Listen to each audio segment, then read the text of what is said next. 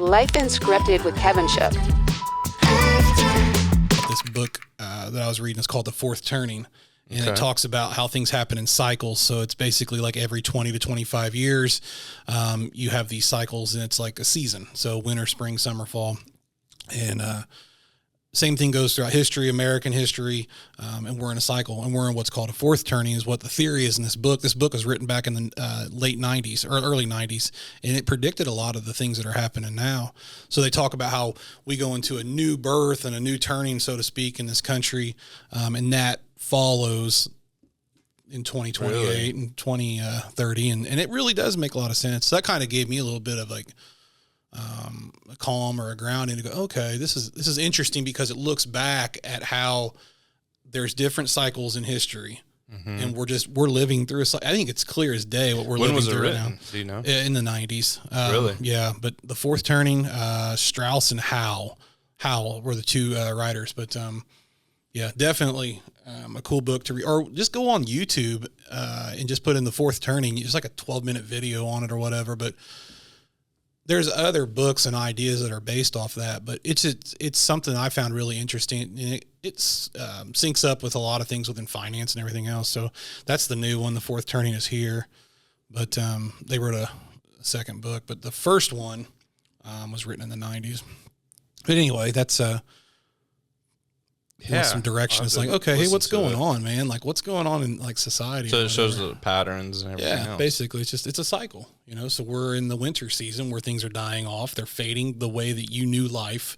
The last fourth turning was during World War II, because we're now 80 to 100 years basically. We're getting close to 1944, you know. So that time frame. So we're entering into that time frame where it gets really crazy, really wild. Trust in government fades, things like that, and then you know, chaos, and then it turns into something new, and then a new, basically a new way of doing things, and that's where AI comes in. All that stuff. Let me think about so loss of trust in government, chaos, and then fresh, clean slate of new things. So, in my thought is that we are on towards the end of the chaos and towards the beginning of the new birth, the new day. Yeah, the new cycle. Do you think that's where we're at? I think, yeah. Well, and I think you look at this way, the start of this was probably 2008, the financial crisis. And then, you know, so we're, you know, gosh, we're almost 20 years into this, but go back to the World War II, and then go back another 80 some odd years, 80, 100 years, Civil War. So every 100 years, turning, go back another 100 years, Revolutionary War. So it's just really interesting anyway. So it's just kind of. So where do you think was our loss of trust in government and chaos part of like COVID? And I think it was before that. Do you think it was before? Yeah, I think it broke down a long time ago. Some people think that it was when we went off the gold standard, which was in, I think, like 1972 or 73. So President Nixon finalized that. And so instead of like the US dollar being backed by gold, it was backed by oil. Oh, yeah. And then, you know, that leads to other stuff there too. But that's just, I mean, it's an interesting concept to kind of look at and see. But like when you see it through that lens, it's like, whoa, man, this is some crazy shit. So, yeah, I think we're towards the end of a cycle as we knew it. Right. You know, we grew up in like, you know, our grandparents, a lot of them obviously served in the war. You know, they were born into the Depression, served into the war, and then, you know, went through this phase in life where they experienced, you know, obviously inflation in the 70s and this, you know, the 80s, 90s, some of that boom towards the end of the 90s.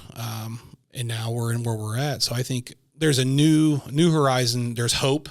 So that's a good thing, right? You know, is it crazy and weird and all this right now, and people are at ends and the team politics thing and all that. But I mean, think about how, and it's like stress. When was the last time that this country was really strongly united with each other, like where we were like, I got your back? To me, it was the day after 9/11 when people were putting American flags on their windshields and on their they're putting it on their radio antennas and stuff like that. So I mean, like that was like you were just like, there's an American, we're cool, we're, everything was here. And look at what's happened in 23 years since then. Right. So does that, hopefully there's not an event like that has to bring us that way. Well, but tragedy does bring chaos does it. And each one of those times it was like that. So anyway, yeah.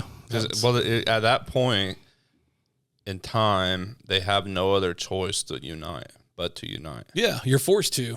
Right. And you have to be, together as one. So. Right.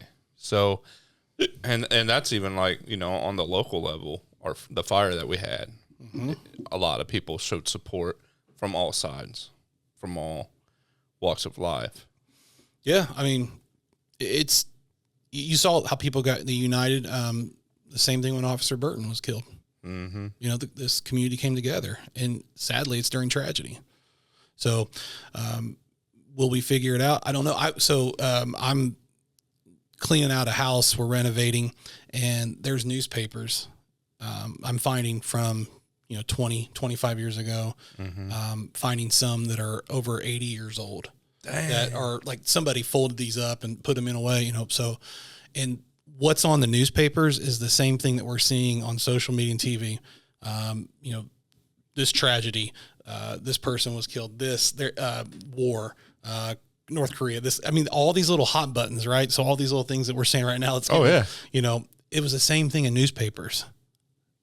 It's, you push it out there, right? It gets people talking, it gets you afraid, it makes you think. So yeah. We live off of fear. Yeah. Every day we live off of fear. Well, it's a motivator. It is. Yeah. Justin asked, what's your biggest want for Richmond? You're talking straight to the city council. Okay. Well, yeah, I know Justin. Jason's biggest want is the biggest, baddest development on 37th Street. No, he wants 15 child care facilities. Yeah, and 600 apartments in about the same square footage of Walmart. God, no. Biggest want for Richmond, I think, is a major focus on reestablishing pride in being from Richmond. And how that starts is a grassroots, door-to-door effort on the streets, talking to people, and really getting involved that way. I think it's a big deal that you go back years and they were proud to be from this area. And if you focus on the people, they will sell this community to those from the outside instead of trying to drive people from the outside in. And that's somebody who's lived here my entire life. Right. It all starts on the inside. Everything starts on the inside. Yeah.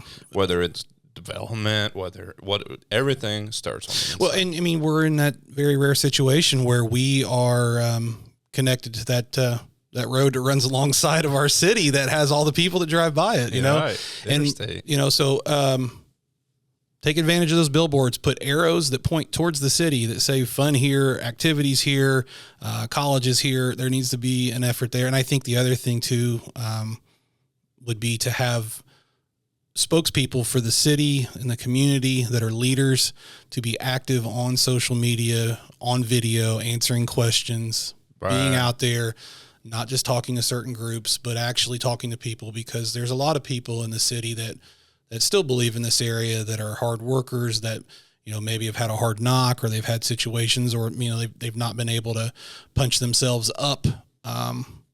And, they're out there and they believe in the city still, but they don't think people believe in them.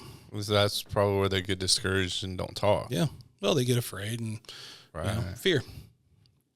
We do everything out of fear. Yeah. That project, it's kind of cool. The councilman's in here. Hey, you want a brisket breakfast burrito? Oh my God, I love brisket breakfast burritos. We need a Buc-ee's. Well, we're getting one in Huber Heights. So what's the distance to that? Hour? Yeah, from Richmond, right on the other side where 70 and 75 intersect in Dayton. Richmond, Kentucky's what? It's further. 2 hours. Yeah. So this will be nice. It's closer.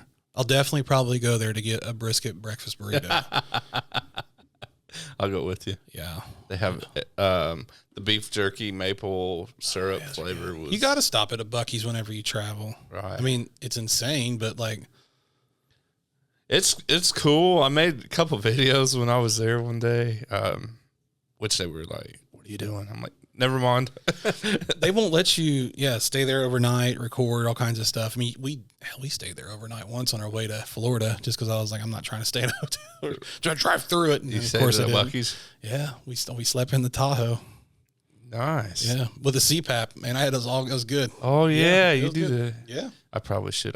Every American probably should. Well, it's helped me. What is it, like a big mask or Yeah, something? no, I wear the big like Tom Cruise Top Gun mask, Holy and shit. yeah. I look at. You put aviators on? Yeah, I do that. Do you have sex with it on? No, I've never done that. I think Chandra, sometimes when I'm sleeping, she'll grab it and like choke it, See. the mask, when, to try to get me to like wake up. What are you doing?